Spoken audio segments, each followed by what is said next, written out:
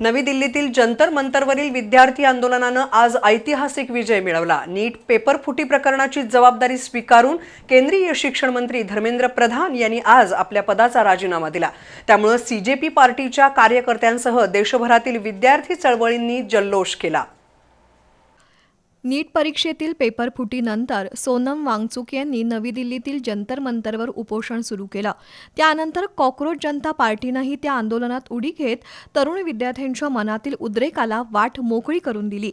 मात्र सोनम वांगचुक यांना दिल्ली पोलिसांनी जबरदस्तीनं उपोषण स्थळावरून रुग्णालयात नेलं, तर विद्यार्थी आंदोलन दडपण्यासाठी लाठीमार केला।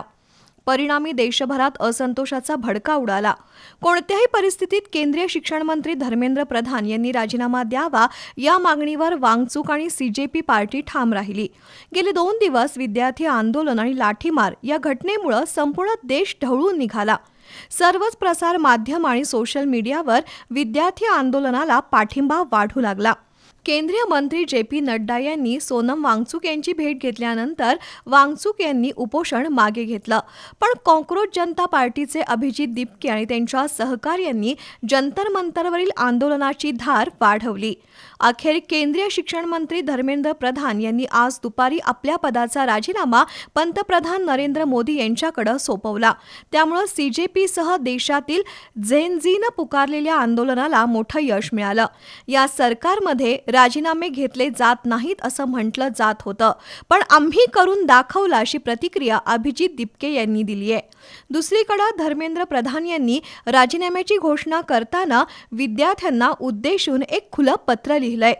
गेल्या 10 दिवसातील घडामोडींमुळे आपण व्यथित झाल्याचं म्हटलं असून कायदेशीर पेच प्रसंग आणि राजकीय संघर्षात विद्यार्थ्यांचं भविष्य अडकू नये म्हणून हा निर्णय घेतल्याचं प्रधान यांनी नमूद केलंय।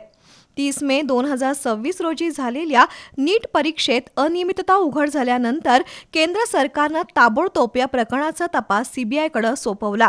परीक्षा रद्द करून पुन्हा नव्यानं परीक्षा घेण्याचा निर्णय घेतला आणि पुढील वर्षापासून ही परीक्षा संगणकाधारित घेण्याचंही ठरवण्यात आलं। कोणत्याही विद्यार्थ्यावर अन्याय होऊ देणार नाही असा निर्धार केला होता असंही धर्मेंद्र प्रधान यांनी म्हटलं आहे। मात्र काही जबाबदार पदांवरील व्यक्तींनी विद्यार्थ्यांची दिशाभूल करण्याचा प्रयत्न केला आणि त्यामुळे आपण व्यथित झाल्याचं त्यांनी पत्रात नमूद केलंय।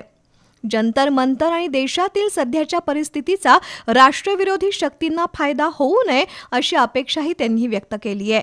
दरम्यान या सगळ्या घडामोडी सुरू असतानाच महाराष्ट्राचे मुख्यमंत्री देवेंद्र फडणवीस आणि उपमुख्यमंत्री एकनाथ शिंदे यांना तातडीनं नवी दिल्लीत बोलावण्यात आलंय।